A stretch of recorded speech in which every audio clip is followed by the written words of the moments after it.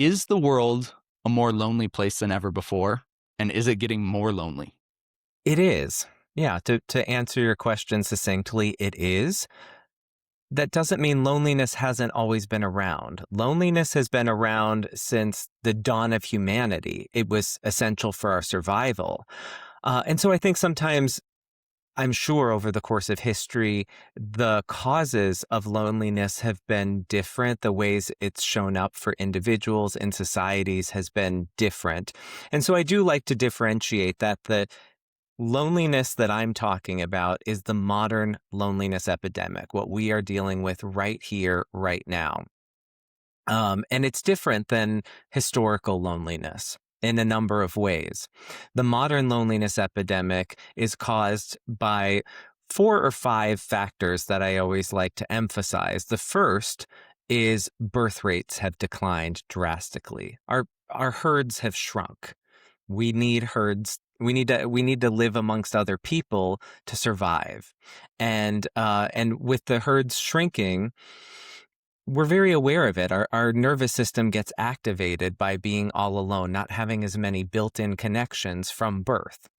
The second part of the modern loneliness epidemic is that those who are left have dispersed. We're not all living in the same place that we once did. So with that displacement, we're often left alone and we have to create new connections. And there's a certain stress in that. And oftentimes the emphasis in the modern loneliness epidemic is not on creating the social connections that have been lost through displacement, but on advancing educational opportunities or taking wonderful career opportunities. And the idea is that to be a good, upstanding person in your own family is to achieve these observable, delineated markers of success, such as getting into the best schools, taking the best jobs. And if that means you're moving across to another state, across a country, across an ocean, so be it.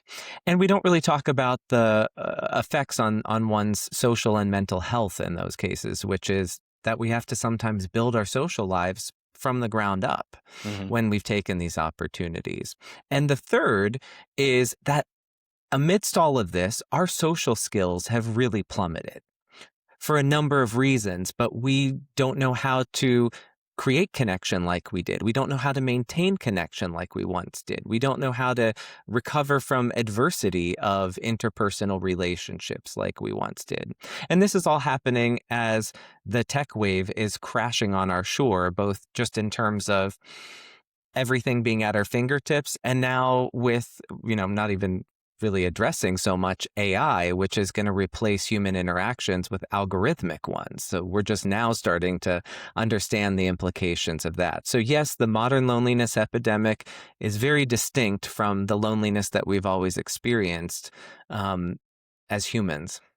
It's so true. Like my dad, it was the one of 8 siblings. And then luckily I was able to have a relatively big family as well. I have 4 siblings. It's unusual for someone your age. Yeah, it is unusual. And they're actually my closest friends, like all 4 of them. We do things together. Like in 2 weeks, I'm flying out to Utah to meet my brother and my sister, and we're running an ultramarathon together. We did an Ironman a couple months ago to get, they're my closest friends, and we do things. We're always texting. We have a family group chat. I couldn't think of how so much of my social and interaction and friendship just comes directly from my family. It's pretty crazy how small families are today, and 1, 2 kids, and me thinking if I grew up as without my siblings, how much worse off I would be in terms of just my life fulfillment. You kind of hit the jackpot biologically by just being a lucky sperm who was born into some built-in connection. Yeah, absolutely. You look around, I'm sure a lot of your peers don't have the same privilege. So that just means it's extra work. And that's really my message in navigating the modern loneliness epidemic, optimizing our social health, our mental health, our physical health in the modern loneliness epidemic? The short answer is it just takes more work.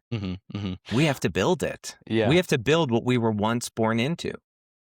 With that building premise, why is it you would think that because we are no longer born into it, our skills would develop past what they were before? Yes, because we don't have right. this. Now we would think Yes. we'd innately go out and get it, but it seems to be the opposite. Why is that the case? Maybe a sociologist in 200 years will find that we have this exceptional skill, but not at this moment. You're right, Chase. At this moment, I don't know. We don't have it. And there are a number of reasons why we don't have it. Number one, there's been a huge cultural shift on from collectivism to individualism. We are, in America, one of the most individualistic societies on the planet.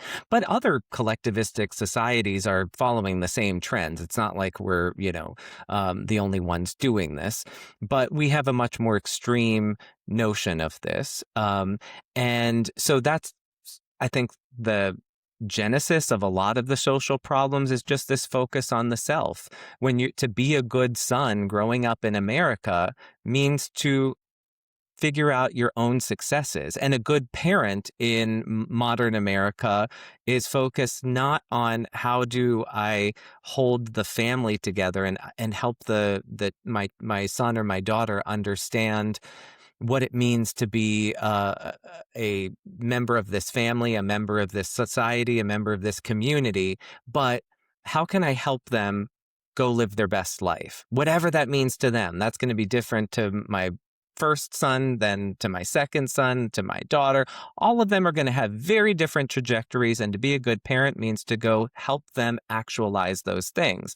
Very little negotiation of obligations to the collective. So that you see families have every member of the family having dinner at different times. One is having dinner before soccer practice. The other is having dinner after gymnastics, which is 2 hours later, and no one's together. And that's just fine. The child feels like they're doing something important to be a good son or daughter. The parent feels like they're doing something important to set their children up for success. And so from the gate, we're not thinking about the other as much as we are thinking about themselves, which is, I think I was 18 years old when my great grandma passed away. She was born at the turn of the century, I think 1903. And her house was not run that way. First of all, she had 11 children, and it was all about survival, because I think she lost a few children in early childhood. They didn't make it. So once they were alive and their safety and security and being alive was accounted for, the next most important thing to her was that they were upstanding citizens in the community, that they were right in God's eyes. It was not just about them as an individual. They had to think of how they're coming across to others in their own family, in their community, in their church. So the world was always bigger than them. And I think, if they said, look, I really want to go play soccer on this soccer team, she would have said, well, that's fine, but you have to be back by dinner time with the family at 6, or if there's a game on Sunday, you're not missing church. There's things that are much bigger than you. So we grew up, or people back then grew up integrating themselves and other a lot more than we do now. So that's the first, I think, part of our decline socially, was that big shift. And then the tech revolution came along. And, we hear about how kids are interacting like this, not making eye contact, which is true. But I think also when you think about every tech development, the whole point is what? What is the point of an advancement in technology? Make life easier. That's right. To make life easier, to remove effort, bigger outcomes for less effort. So if I grew up typing my first papers on a typewriter and I messed up, I had to get out a new paper or get out the white. I mean, it was really complicated. Word processing came along, it's a breeze.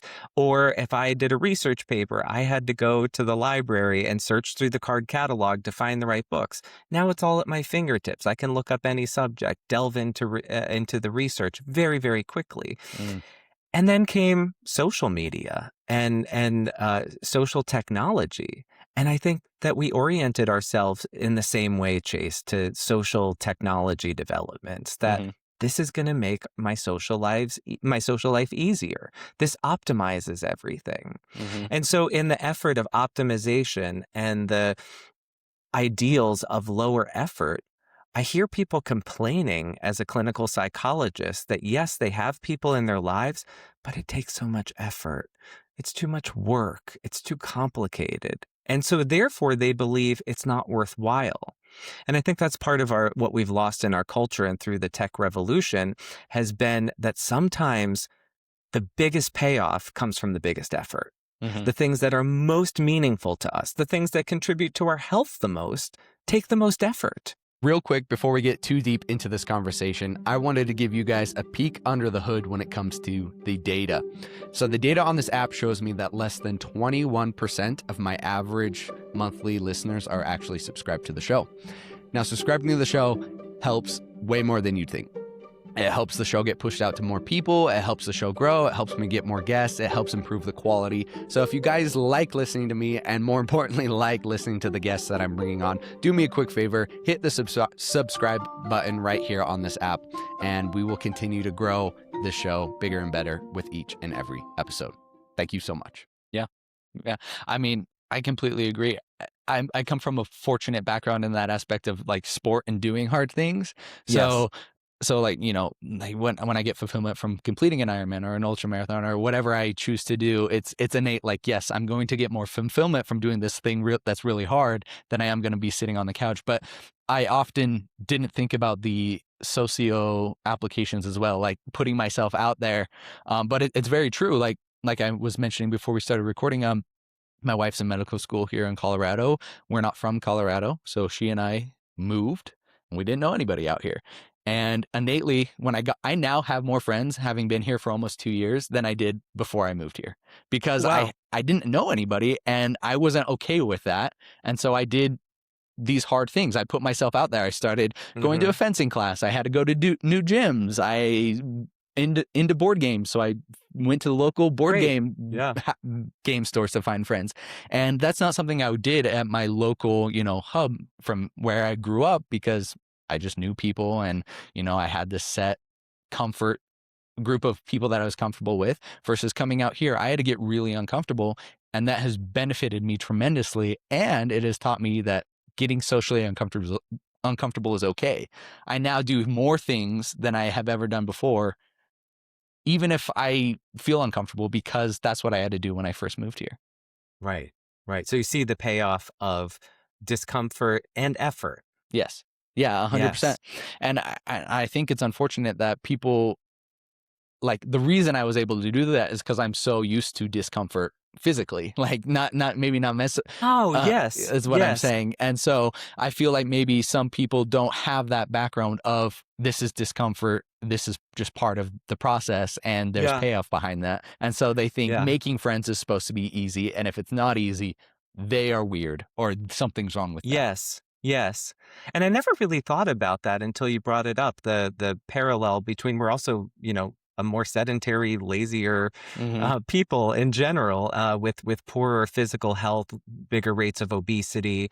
So you think about the fact that you've developed a physical discipline as well. And, I heard Mel Robbins talk about this once, her whole idea of getting up and making yourself get out of bed, even when it's freezing cold, even when it's cloudy and rainy, and now also getting out of the house, going on a walk and conquering that discomfort, she said, really opened up channels for conquering discomfort in other aspects of her day with her goals. And so I've never really thought about that in terms of the crossover between developing our social health. So of course it takes effort. Yeah. So society, Our us as a country has shifted. Western society is more Mm-hmm. singular, more individual focused, Mm-hmm. less community, less family focused. Mm-hmm. Is that the result of a scarcity zero sum kind of game mindset where if I get it, or if they get it, I can't get it. If they get into the school, then I can't get into the school. If they get the position, I can't get that position. And so we Maybe. develop this competition.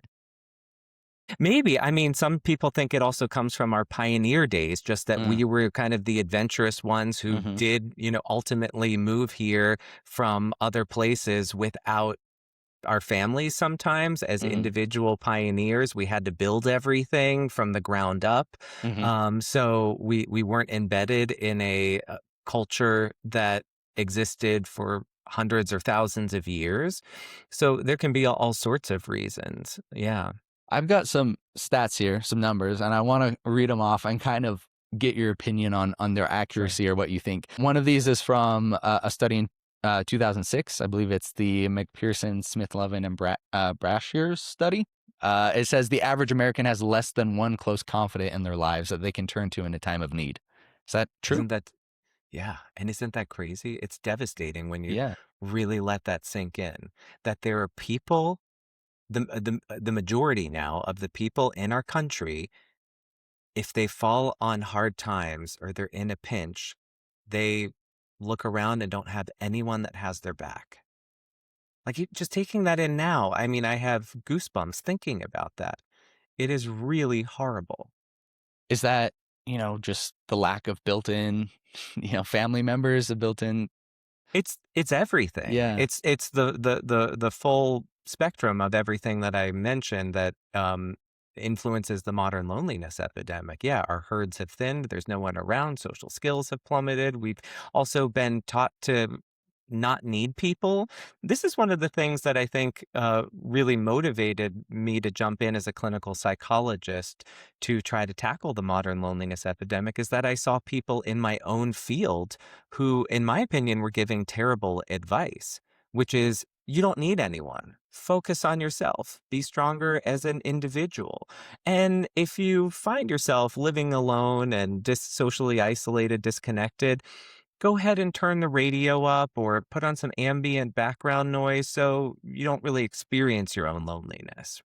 Why would they say that? Why would Because it that? reduces the symptom temporarily, but Yeah. it's really just addressing it at the symptom level, Yeah. not at the root cause. And I think sometimes it's challenging with our individualistic mindset to want to look at the root cause as a problem. That Mm-hmm. yes, social isolation, social disconnection is a problem worth investing in. It's interesting because it also shortens loneliness and social isolation, shorten all lifespan. Mm-hmm. It's a huge predictor of all-cause mortality.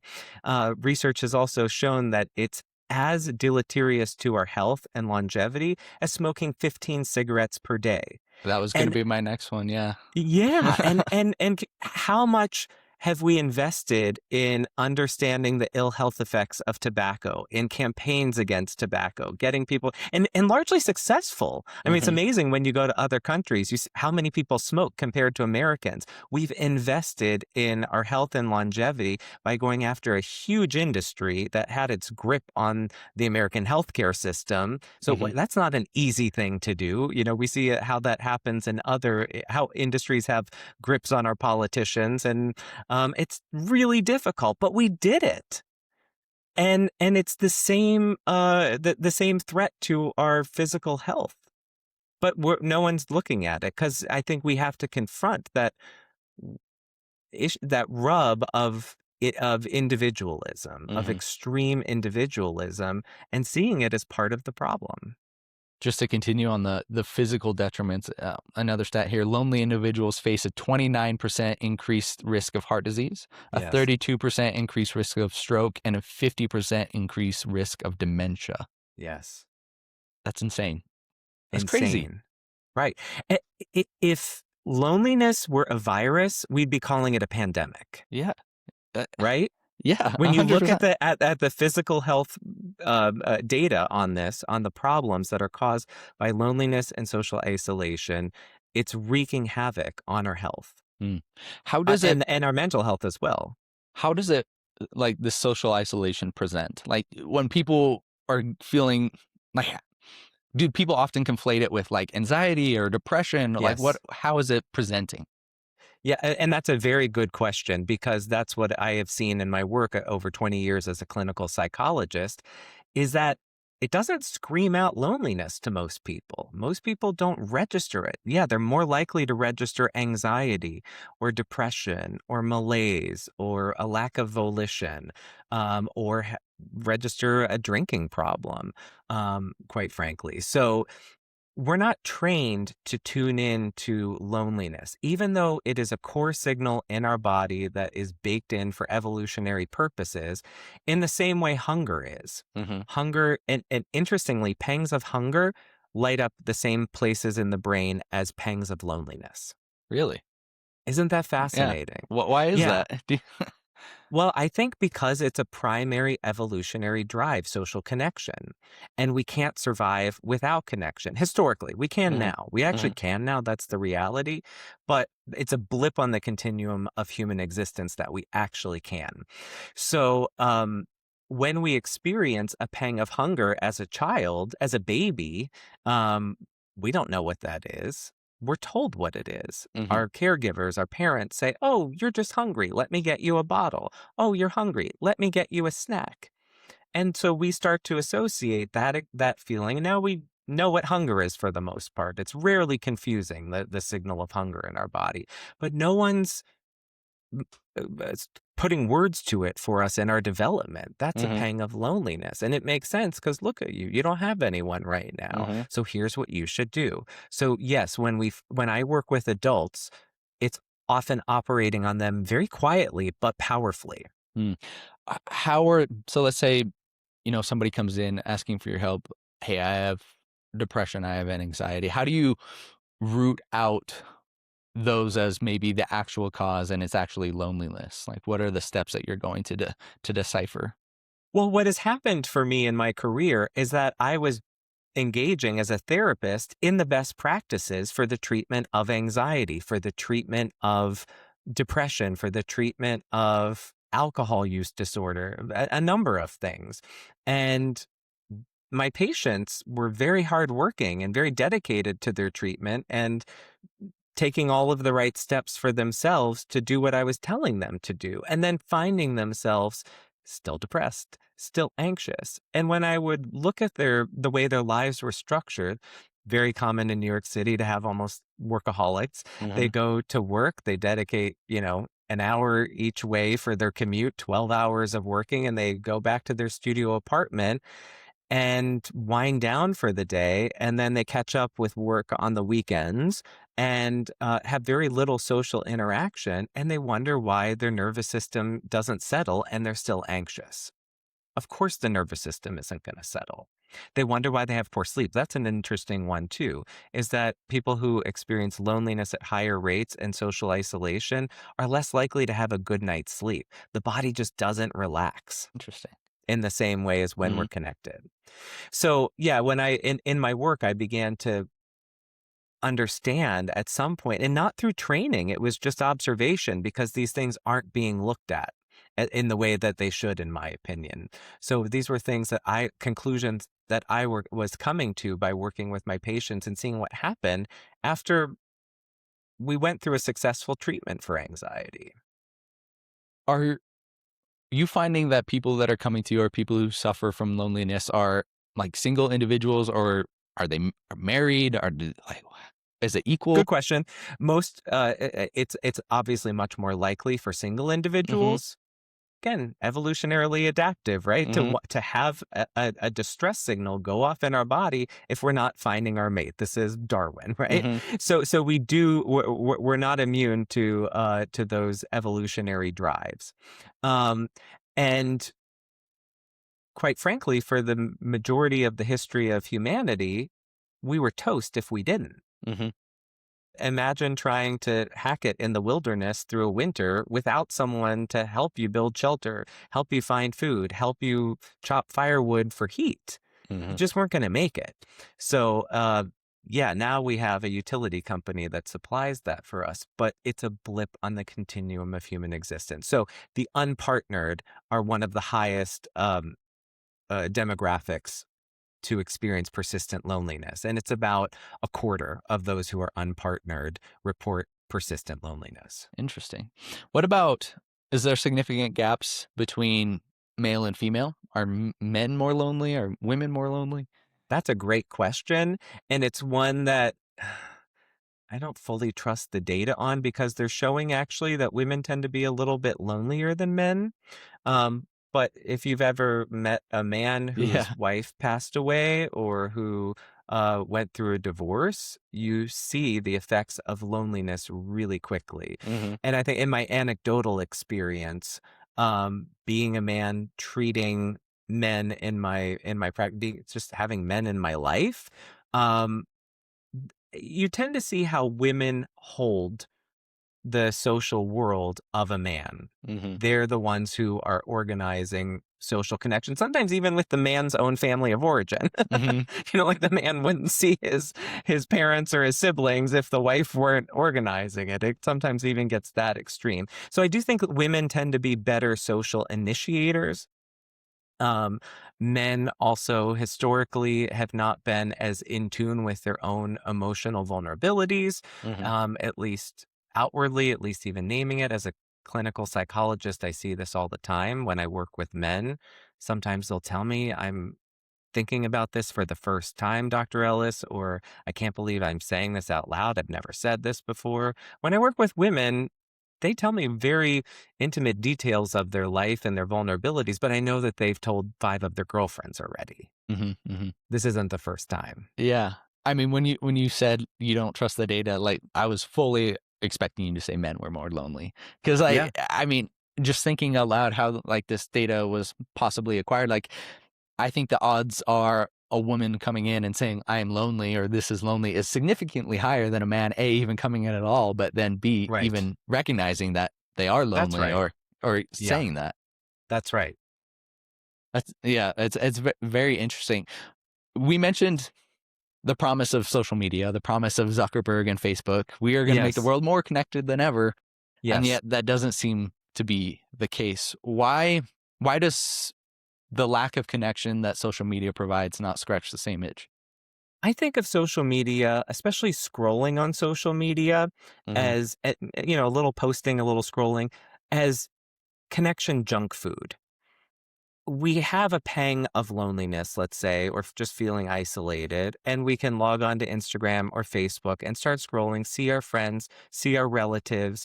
Oh, so and so just graduated. Oh, so and so is on vacation in Greece, whatever it is. And Mm-hmm. we can feel some sort of connection. Just like when we are hungry and our body needs nutrients, we can eat a candy bar and get an immediate satiation. Mm-hmm. But pretty quickly after we eat that candy bar, our blood sugar starts to crash after it's spiked. Mm-hmm. We start getting hungry again really quickly because it was just empty calories. There were no nutrients that our body actually needs to function. And I think the same thing happens with scrolling on Facebook or Instagram. We're sort of seeing our social orbit and we're interacting in a very distant way. And it might scratch the itch for a minute, but then sometimes we actually find we're lonelier afterwards, just like we're hungrier after a candy bar. Yeah, I mean 100%. What is it? Over 10 hours of screen time for modern Americans a day. Just looking down at the phone and Yes. just scrolling Yes. and a good, if not, I believe it's like more than half of that is just social media. And you're just Yes. seeing, you kind of get that, like you were saying, that junk food itch where it's like, oh, I'm engaging, I'm part of the world. Until you're not, like until you turn it off, and then you start to feel like, oh, I'm behind in life. Like I'm not doing, like, look at this, Yeah. look at how Yes. amazing these person are, and then you just feel worse and Hmm. worse and worse, and then you get off, and it's just like now I'm even more lonely. Like I'm Right. behind. My peers are way more successful than me. It's just it's a problem, and it's something that I personally am trying to fix. Like I have deleted Yes. in the past social media completely off my devices, and I feel so much better when that's the case. Good. Yeah. Yeah. And I would say that crash experience is okay if, number one, it's not distorted, if you're not sort of making things up about others and Hmm. idealizing it. And also if you use that feeling of loneliness constructively. And that's my whole mission. Loneliness is not a flaw. The feeling, that pang we get, it's a feature. It is baked into us and we're designed to have it. And it's your body saying, what you value, what you need, you don't have. You got to go find it. Just like hunger motivates us to go seek nutrients, loneliness should call on us to go seek people and seek connection. So that really is the antidote. I'm not scared of that feeling, and I'm not scared of other people having it as long as they know what to do with it. So the answer becomes to use social media, use Facebook, use Instagram as contacts, not connection. So Mm. if you interact with it and you say to someone that you see that they're traveling in Greece or whatever, hope you have a great vacation. Let's connect when you get back. Let me know when you're available. And you start using that as a platform to build momentum. Then you're using it constructively. How has the large shift to remote work affected loneliness? Not in positive ways, Chase. I can tell you that. Yeah, yeah. It's obviously left people more disconnected because work is a source of connection. When people go into the office, they're not just interacting with their colleagues. They're often stopping at the newspaper stand at the base of their building. They're walking in and saying hi to the person at the front desk.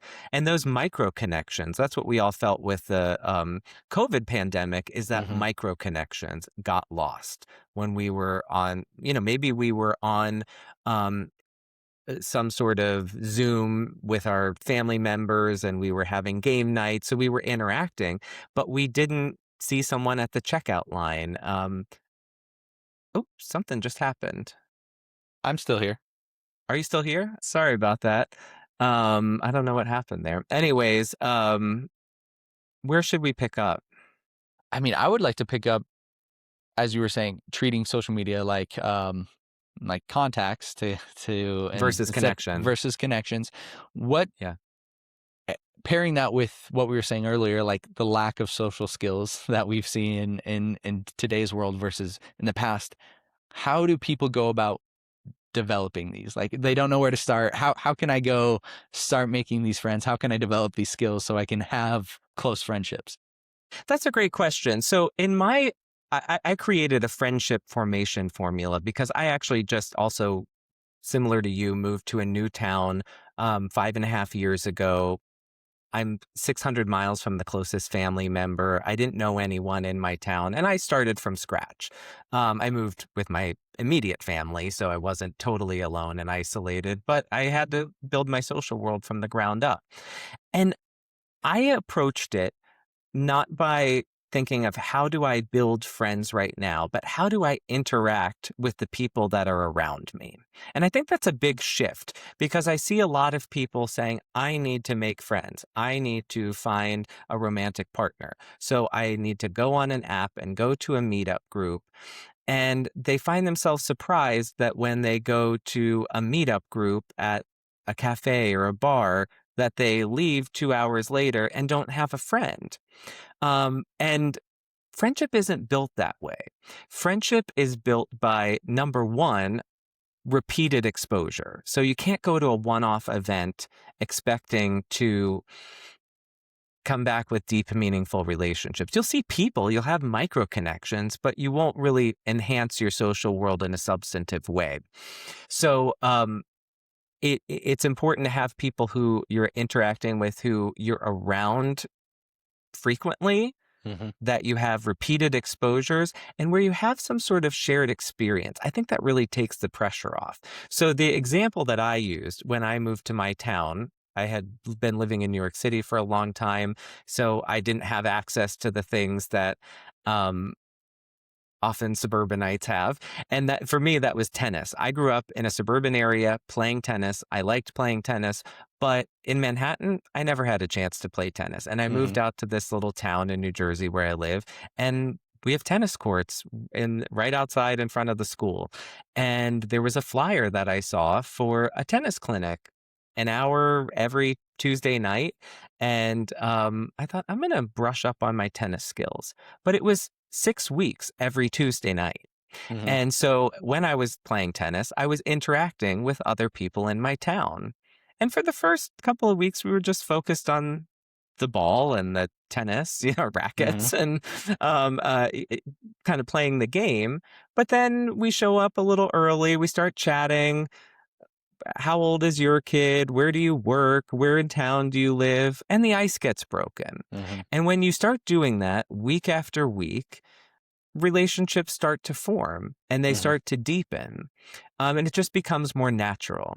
So I like to approach developing friendship that way Hmm. by engaging in activities that I want to engage in anyway. And that can be anything. It can be pickup basketball. It can be an amateur orchestra. I also, when my son was born, I'm someone with ants in my pants and I can't just sit there and do nothing. So I started knitting. Mm. And I go to a knitting group where there's a bunch of people who, it's mostly old women who sit Yeah. around the table. And I became one of them. And I hang out with them and we chat and we knit. And we've been doing this for 10 years now. Amazing.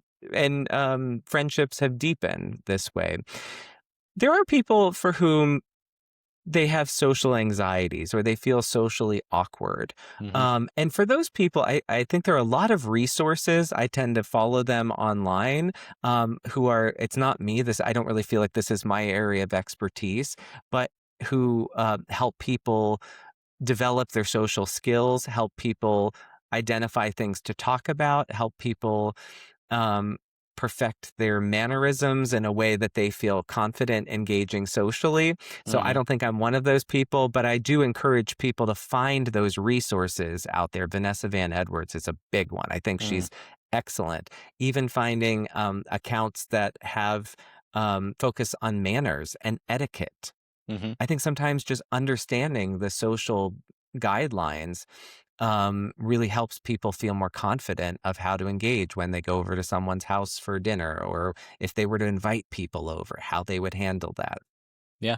I mean, I think shared activity is huge. That's how I've made all of my friends. Like, Good. yeah, Yeah. because I don't know, like it's not the intent of nobody finds it's just like when you say I'm not going to date anymore and then you find your partner for life. It's like once you stop trying to like look for it and that be your intent, maybe it's like you said to go do things that you would do anyway. So for me, Yes. like going to the gym, I came out here, I tried out a couple different gyms, and now I live in an apartment and I've got an amazing gym downstairs and I don't use it. I go to a different gym because there are people there that I am now friends with, and I look at it more as a social connection than I do a physical connection now. So like to me, it That's is more great. worth it to go out of my way and to Yeah. drive to see these people than it is to get the same workout downstairs. That's great. And tell me, because I have a freebie that I give away Hmm. on my Instagram account for people who are interested in the friendship formation formula, how to find people through shared activities. And I put gyms on there as like a yellow light. It's Okay. not a slam dunk because Yeah. I don't understand. Like oftentimes people are going there with their earbuds in, listening to music. Hmm. They've got their blinders on. They're not really tuning into the world around them. So I find myself curious. How do you initiate and Yeah. develop friendships at a gym? Okay. Clarify, it's not a typical gym. I'm a Okay. background of like Olympic weightlifting and CrossFit. So it's a CrossFit Okay. gym where I'll show up in a CrossFit gym.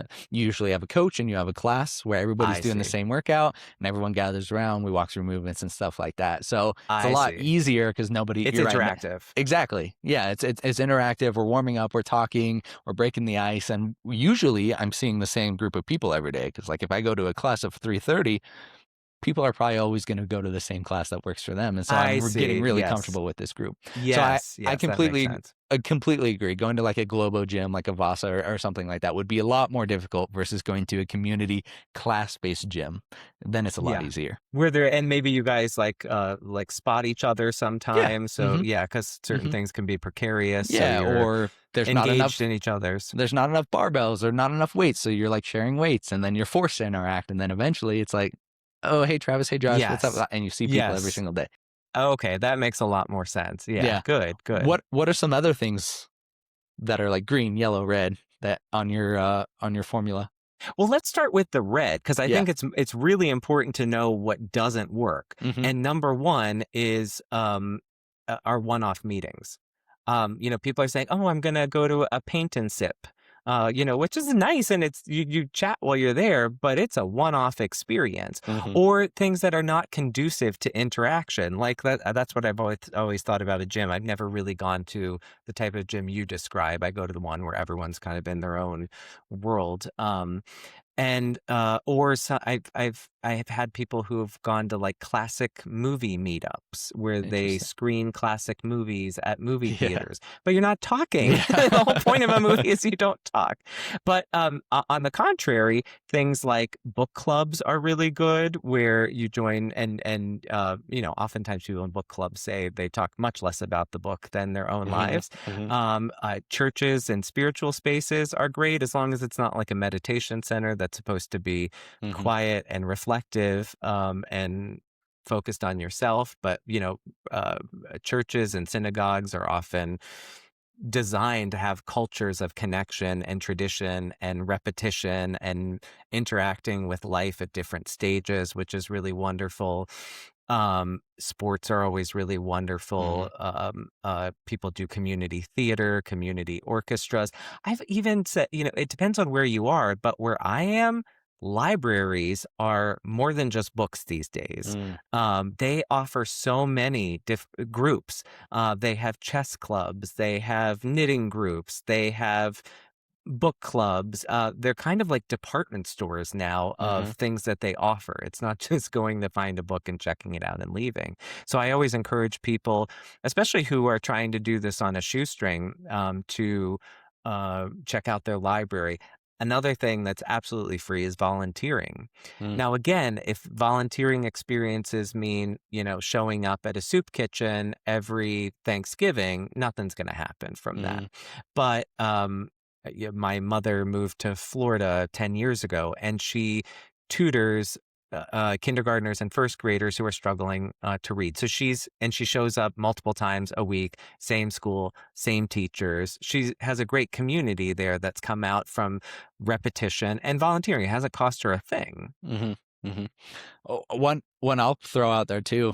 What the biggest one for me when I came to Denver is, like I said, I'm into tabletop board games, and so Oh when yeah, I the board games. yeah, Yes. so I there's a Facebook page called Board Game Geek Facebook group with members all Okay. over the world. So I got on there, got a couple 100,000 people, said I moved to Denver, don't know anybody, would love to play some games, and people just started shooting me messages. I went to people, got along with some people better than others, and now I've got a really close group of friends that I'm forced like that's the best thing about board games. Yeah. Like I used to play video games, but I realized A, I'm very competitive, and Mm. B, I can do it by myself. I can just get Right. sucked into Right. video games and waste Sure. a lot of time versus Sure. I'm not going to play a board game by myself. Some people can.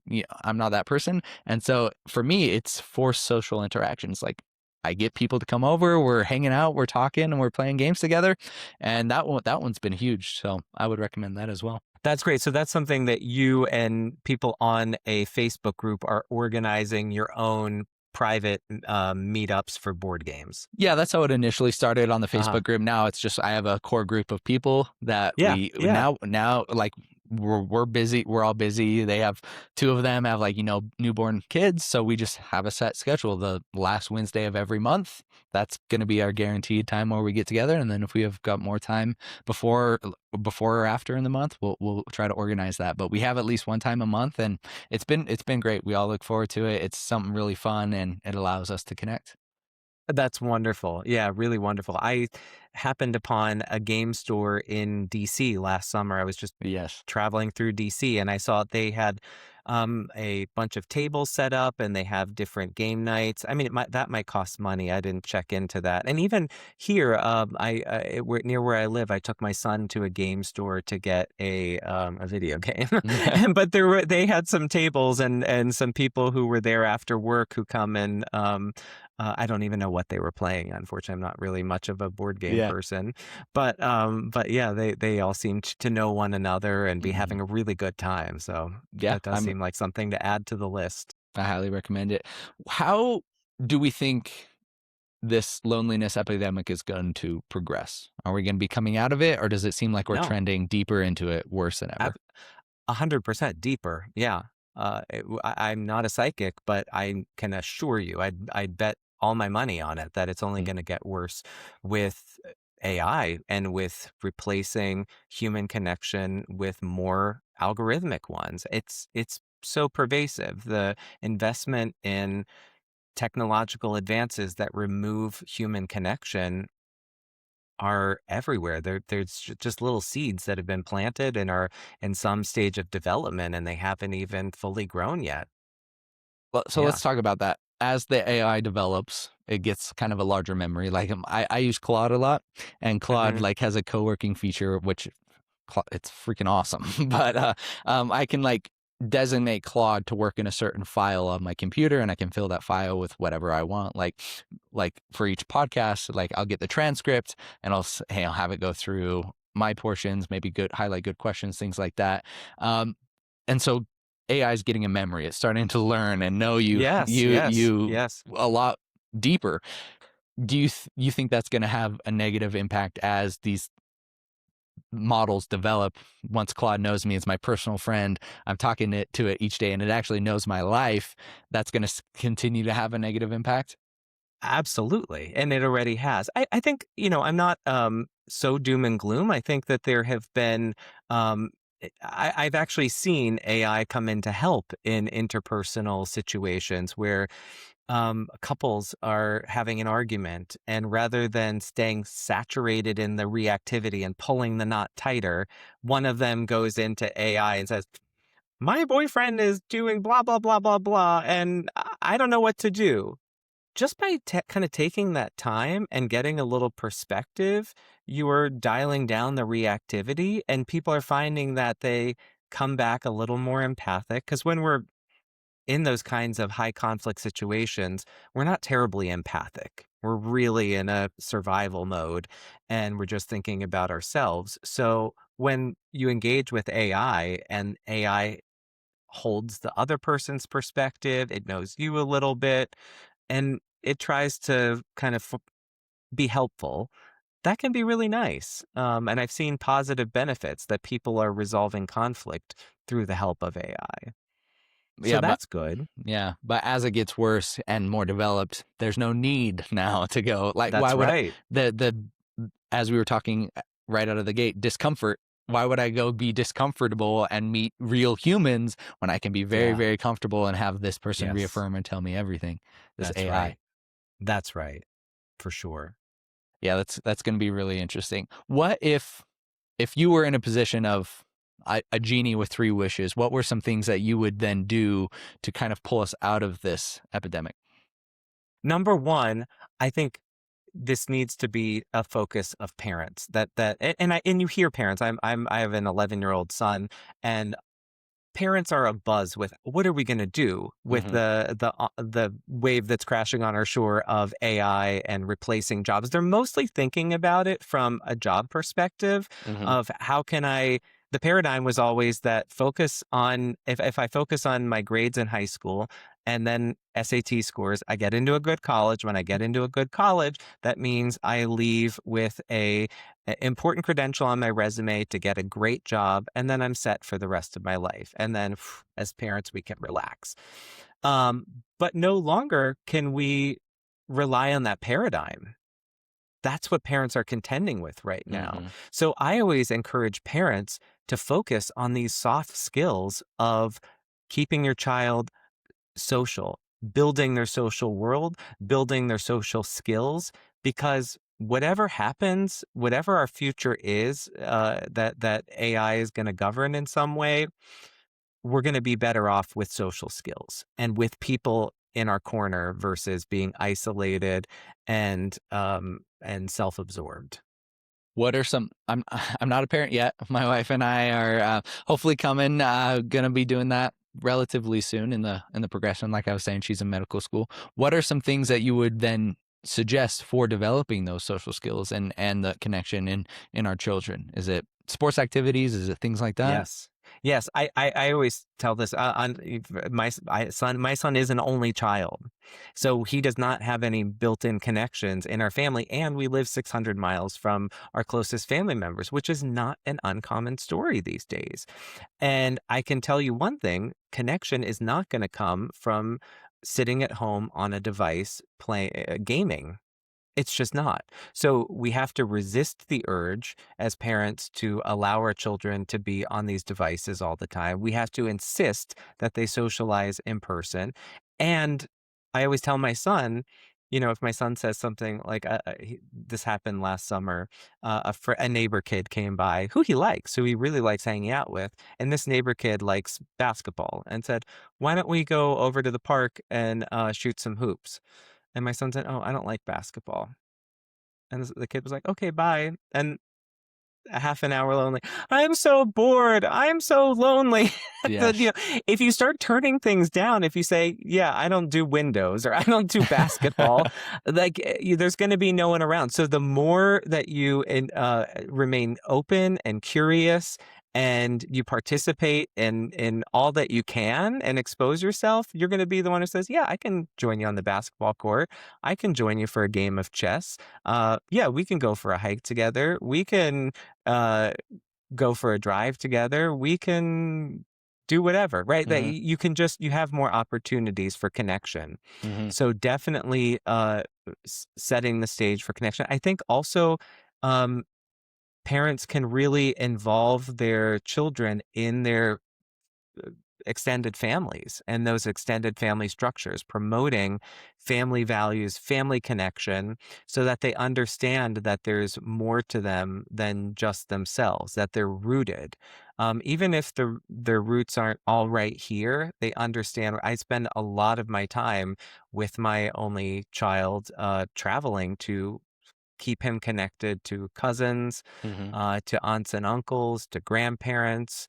Almost all of our vacation time is to visit people we already know Hmm. versus checking out what Bali has to offer Yeah. or Mykonos. We're not the family that's doing that because we have to stay rooted in connection. I grew up, 1 through 11, I think, in a certain state with the same state that my dad grew up in and his parents and all his siblings Hmm. were. And then we moved away when we were 11, from my dad's school and work and job opportunities at that time. Okay. But Yeah. 1 through 11, my cousins and my siblings were my closest friends. Every Sunday we were up at grandma's house and all my Hmm. cousins were there, and there was That's 30, great. 40, 50 of us there, and we would That's have great. these large extended family reunions every single year. And like I didn't really have like I didn't have friends outside of my family, just because like my family was so extensive and large, and we Yes. were spending time with them all the time, that like this was my social group. And it's still some of like the best times. Like thinking about that, like I remember one time I injured my hand playing a sport, and I had to go to the doctor, and I was like, 6, and my mom was there with me, and I was like screaming, and oh no, I don't want to do this. And I remember this very distinctly. My mom's like, okay, what do you want? Like, after we do this, we'll go do something fun. And she's thinking I'd say like ice cream or go get a toy. And I was just like, I want to go to grandma's. I want to see my cousins. Cause I like that was the highlight Isn't that of amazing? my young life, like just going to play and see grandma and hang out with all my cousins. Isn't that incredible? And you also associated it with something that would reduce your distress. Mm-hmm. Mm-hmm. Yeah. That's incredible. Yeah. Yeah, because of the injury, your cortisol was higher. It had spiked. You were in distress mode, and your mom was saying, "What can we do to bring your distress levels down?" Thinking it would be ice cream, but it's actually connection. Yeah. Yeah. Wow. Wow. Beautiful. Really beautiful. Yeah. I There's was some interesting studies about even the experience of pain, where I don't know if you know in my field, if you've ever taken a psychology course, but if you do ever take one in college, what you realize is that psychologists like to shock people, like electrocute them. yes. And so in my field, we electrocute people and we ask them to give their subjective rating of pain, like on a scale of 1 to 10. Where is your pain level right now? And most people, when they would get this shock, would register it as pretty high. Like this is like an 8 or a 9. And then the shock was repeated, but in the repeated shock, what the experimenters did is they brought a loved one into the room where the shock was administered, and just having that person present brought the pain threshold way down Hmm. to like a 4 or 5. Still, they felt it, but it was registered as much less painful. Then they did another exposure where they asked the loved one, and it had to be a good relationship. They assessed the quality of the relationship. If it was a stressful relationship, it wouldn't work. But if it was a good relationship, they asked the loved one to hold the person's hand while the shock was administered, and the pain was registered as almost negligible. Crazy. That's Isn't that crazy. incredible? The Yeah. power of connection. It affects pain. It Hmm. affects everything. Hmm. So that it's just that reminded me of your example with your Yeah. injury. Well, I was talking to a friend a couple weeks ago, and we were talking about like what it like the idealistic like scenario, like our life, what that would look like. And I was kind of telling him about mine, and I was like, I want property and I want a home, and I want my friends and family to be nearby, and like my home to be like open doors. Like I want a sauna and cold Yes. plunge and like gym in the back, and I want to like come down the stairs and just see like friends in there who didn't tell me they were coming over, or family over, and I just want like this social area where Good my for friends you. and family can come and go, because that brings me so much more joy than anything else. Good for you. Good for you. I mean, Y- it's crazy how much social connection really does play into our lives, as we've been discussing this whole time. And it's so unfortunate how many people don't realize that. And when Yes. they do realize it, how late in life they finally How realize it. late in life it is. And Yeah. you see people, I see people all the time who are setting up their lives in a way that is the total antithesis of what you just described, where Hmm. they don't have any dining room table to have people sit around. They don't have any space should a guest want to come or a loved one want to stay with them. They've, built it out for some other purpose or they've, decided that it's more important to live in a really high rent area Hmm. with no space. And yeah, then they wonder why they're lonely. We do have to set up our lives to welcome in other people. In a very similar vein, I'll tell you when I actually go to Colorado every year and I do a ski trip Hmm. and we meet cousins there and my Hmm. cousins have children and those are like my son's cousins. And there was a moment where all of the cousins decided to go up to the hot tub Hmm. and the adults were cooking dinner, I think. And my one cousin went up and just checked on them to make sure no one was fighting in the hot tub or drowning in the hot tub. And she was kind of eavesdropping and heard them discussing. So um when we grow up, who's going to have the ski house that we all go to, and Yeah. who's going to have? Someone needs to have a house in Florida, so during the winter we can all go to the beach and have some warm weather. And who's going to have the house in like our hometown in Ohio, where we all go to for our family? And we were all just so touched by this that Yeah. our children that we're raising our children with these values as well, and to see this as something that they should really actively try to pursue. And it was kind of one of those moments where we're like, the kids are going to be okay. They're gonna be You okay. know, the Yeah. kids are going to be okay if this is what they're talking about in their hot tub together. Oh, that's so amazing. Yeah, it's so important. I can't wait for that. Like, unfortunately, like I said, I'm in Colorado. My sister is in Utah. My brother's in Arizona right now. And then I've got the two youngest sisters. They're twins, Mike and Molly. They're actually, one's in Denmark and one's in Argentina. They're serving like a church mission. Um, but we were all talking, and it's got to be we all end up in the same state nearby. Like it's got to be like Yeah. That it's just displacement is so yeah. hard. It's really hard on individuals. It's hard on families. And you asked about the other antidotes to the onslaught that we're facing of culture defining loneliness even and rooting it down even harder to have more children. Mm. Hmm. Starting there, Yeah. to have more children, and if I could be a policymaker and create conditions that make people want to have more children, whether it's affordability, I think that's generally the biggest one, and make people feel like they have a support in whatever way they need to have more children, to have bigger families. And then also, when they have those, to stay.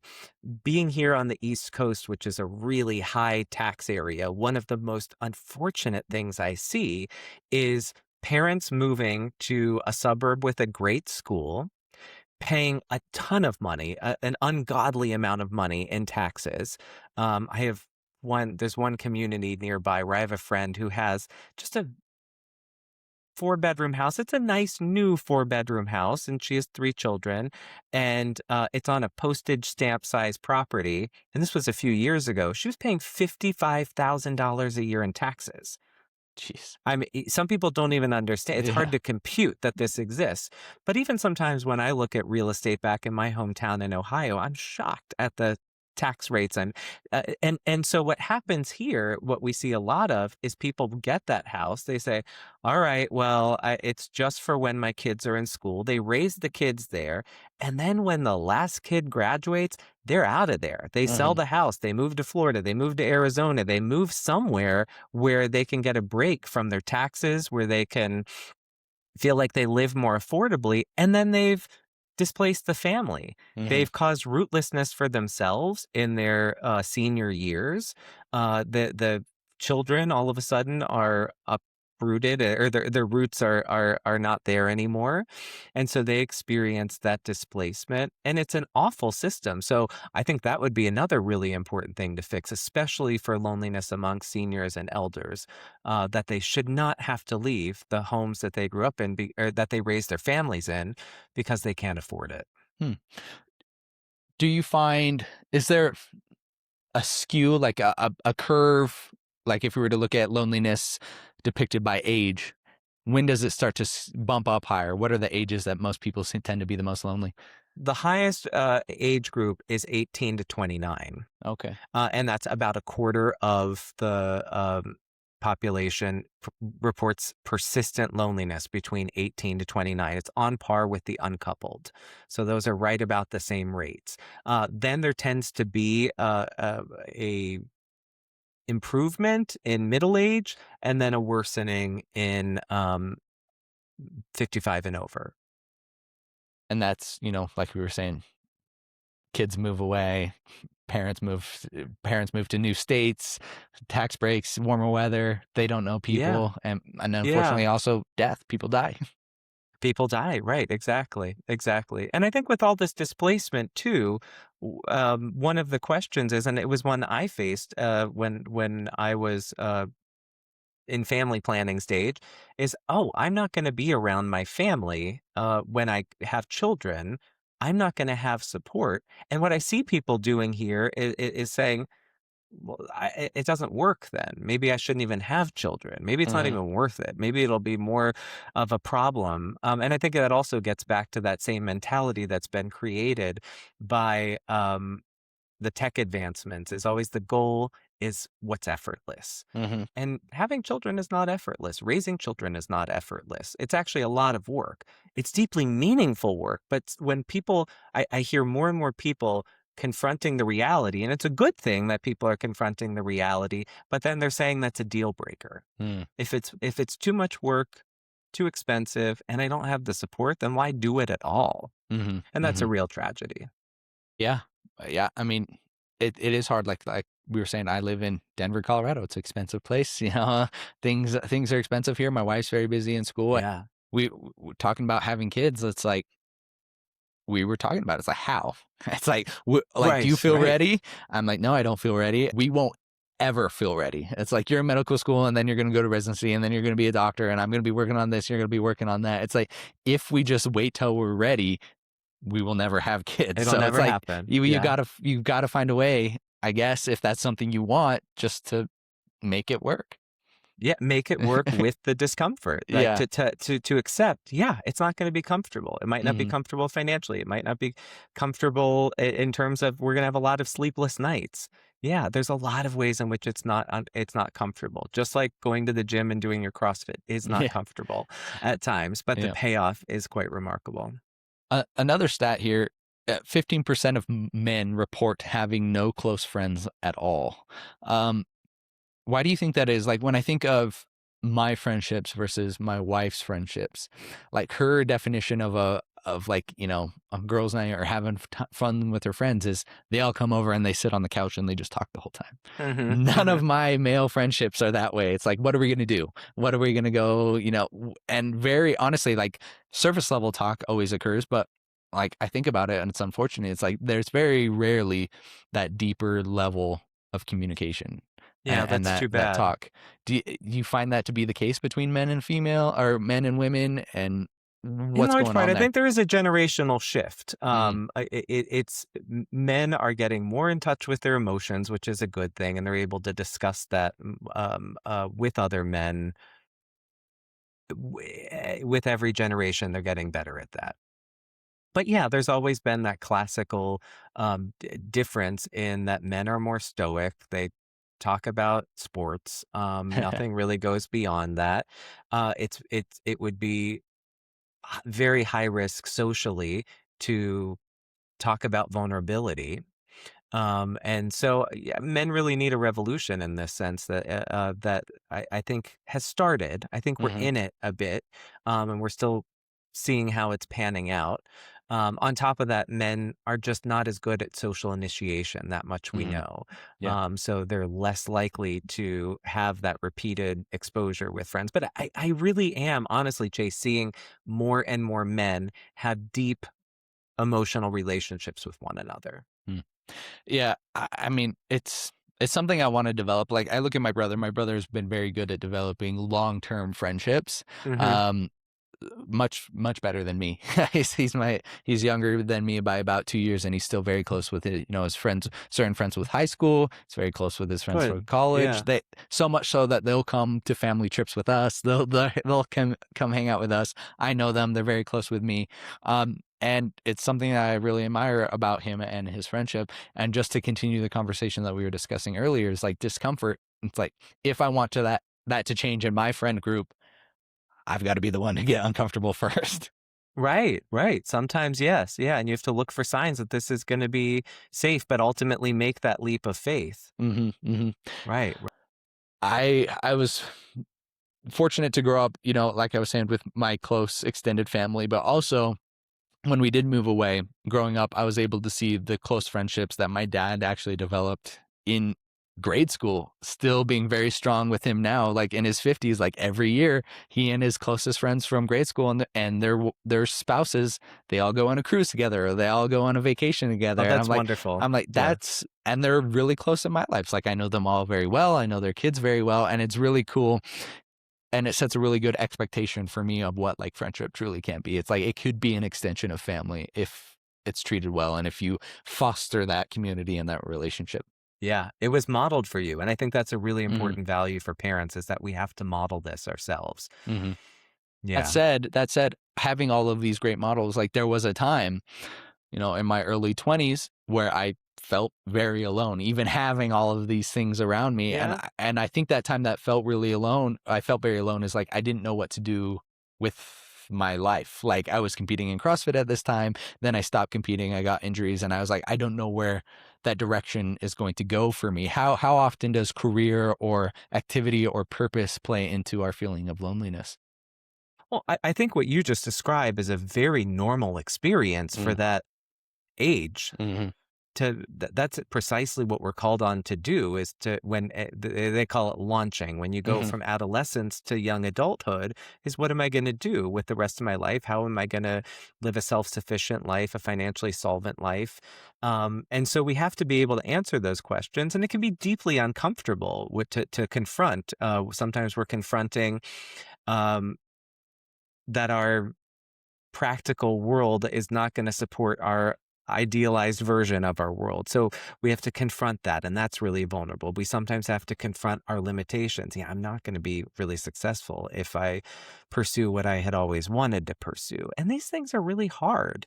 Hmm. So I think that is absolutely normal. I don't think it's pathological in any way from what you experience.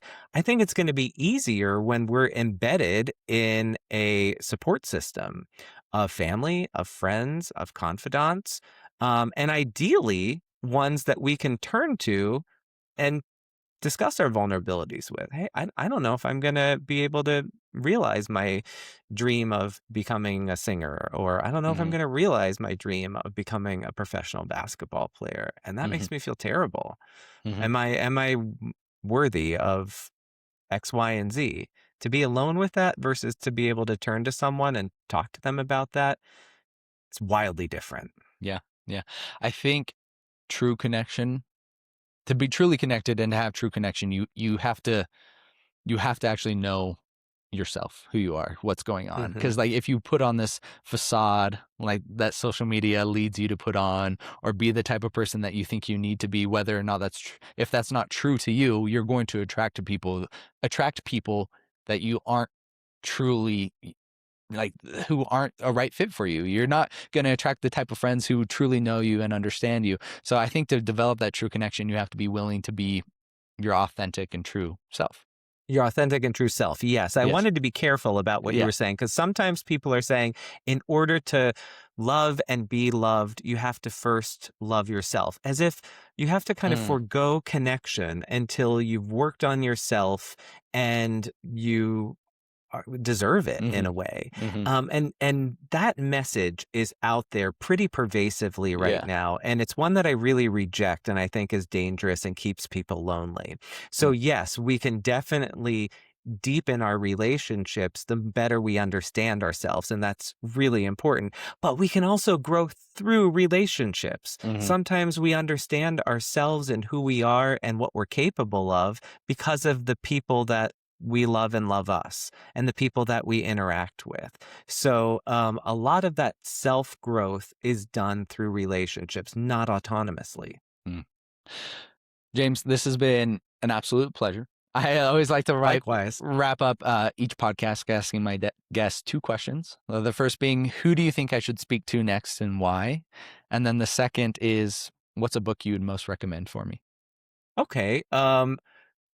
Two very good questions. And I'm going to take a second to think about it because I don't have anything off the top of my head. Um, in terms of who do I think you should interview? Doesn't need to be related to this topic at all. Just anybody you think would be a good conversation or I could learn from based off of what we've discussed. I want my answer to be, Chase. I feel like I should have like brilliant ideas. Do most people say things like on their theme? Some don't. Some say people that they admire or, things like that. I mean, I've had some really obvious ones, like really out there. Like I was interviewing an athlete and they said Tom Brady, or I've had somebody, Mm-hmm. a social psychologist, and they said another social psychologist who they'd want to Mm. talk to. So whomever you think it should be. There's something implicit for me when I watch shows like this is going back a little bit, but shows like on the Food Network, where they've now become celebrities, but they were chefs or home cooks that really brought people together. So I'm thinking one of the most famous ones is Ina Garten. She had this television show called The Barefoot Contessa on Food Network, and the whole idea was teaching people how to bring people together around the table and helping people feel less stressed in doing so. And I think she did society a great service. She's still at it, by the way. She hasn't retired or hung up her apron.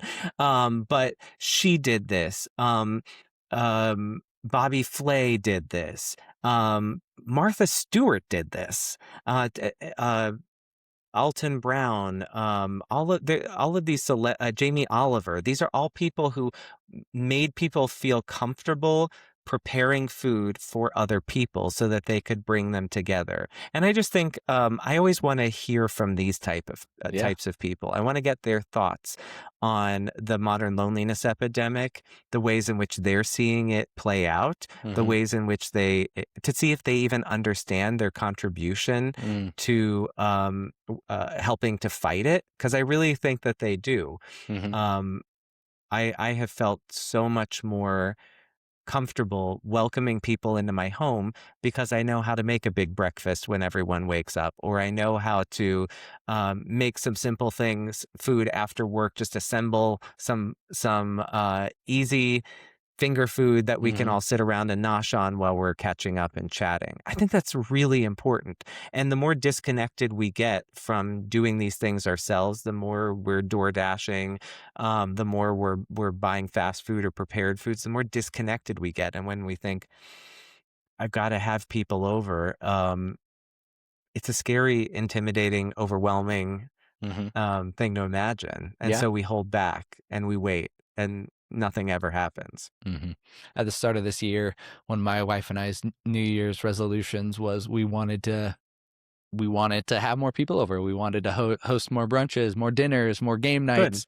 And Good. so, like, as soon as we got home, we were, over with family over the holidays. As soon as we got home, we were like, okay, let's sell our TV, let's sell this big console, and let's just buy a big table, that takes up a lot of space, so we can have more people over and we can host more people. So that's been great, and I would love to talk on that. You did it. You got the table. We got the table. Yeah. Good for you. Good for you. I think investing in a big table is really worthwhile. Yep. What would be a good book? What should I read? I was going to say, because basically I read cookbooks and fiction. Yeah. So well, I read cookbooks and I love fiction. So give me either.